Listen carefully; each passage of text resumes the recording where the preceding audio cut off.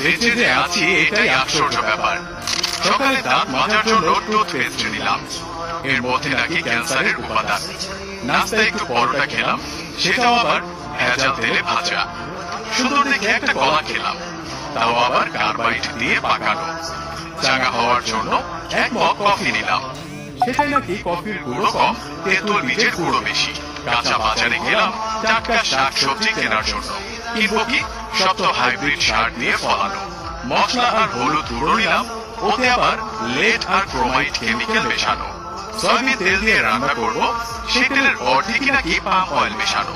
মাছ মুরগি খাবো, কিন্তু সেগুলোকে ভেজাল পোল্ট্রি ফিড খাইয়ে বড় করা হয়। গরমের দিনে একটু তরমুজ খেতে মন চাইলো, সেটা নাকি পটাশিয়াম পারম্যাঙ্গানেট দিয়ে লাল করা। বাচ্চাকে আমলেচু খাওয়াবেন, ওগুলো তো আবার ফরমালিন দেয়া। একটু মিষ্টি খেতে মন চাইলো, জিলাপি নিলাম, সেটা নাকি